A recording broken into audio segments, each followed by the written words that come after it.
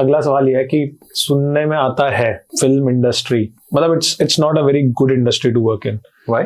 कहते हैं मतलब अच्छा ही है काम करने के लिए बिकॉज कास्टिंग काउच का तो नाम आपने सुना ही होगा. That you know if you get a role and you have to do some sort of things for the person who is demanding it like the producers. Is it actually true?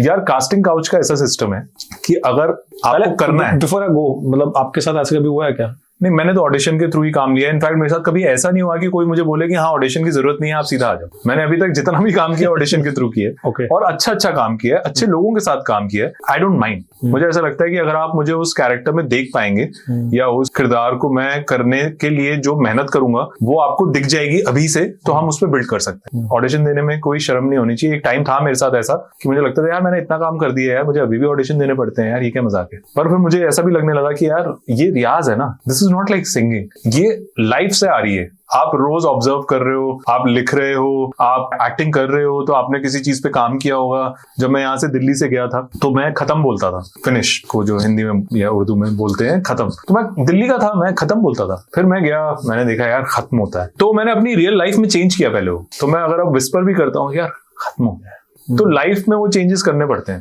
Now talking about casting couch, I feel कि अगर आप उसके लिए open है तो हर जगह ही आपको casting couch offer होगा.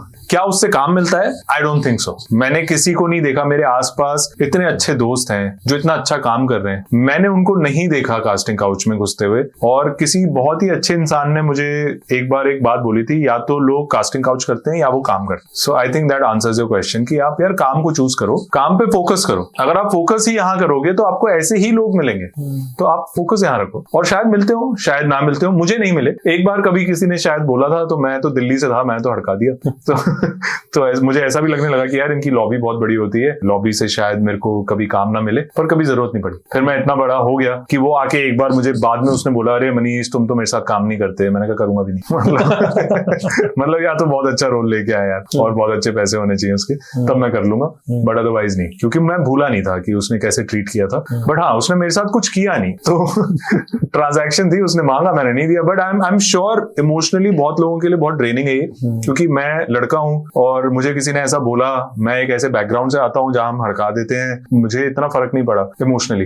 हो सकता है अगर ये किसी लड़की के साथ हो तो वो 4 दिन तक इस बारे में सोचती रहे कि यार शायद मैंने ही कोई सिग्नल दिया होगा कि उसने मुझे ऐसा बोला, या क्या ये जरूरी है कि मैं ऐसा करूं तभी मुझे काम मिलेगा. लोग भटक जाते हैं. So you have to be strong. जब आप थिएटर भी करते हो, आपकी एक one of the first training होती है अपने आप को स्ट्रांग करना, नॉट जस्ट फिजिकली, मेंटली, कि आप इतने स्ट्रांग हो जाओ कि सामने वाला आके आपको कुछ भी बोल रहा है, आपका आपके इमोशंस के ऊपर पूरा कंट्रोल है. सो हाँ, होता होगा, बट मेरे साथ नहीं हुआ, मेरे आसपास वालों के साथ नहीं हुआ, मैंने होते हुए देखा नहीं है, तो मैं पुख्ता तरीके से बता नहीं सकता कि हुआ है कि नहीं हुआ है. अगर आपको क्लिप अच्छी लगी और आपको और ऐसे क्लिप्स देखने हैं, then do subscribe to the solo clips for more such clips.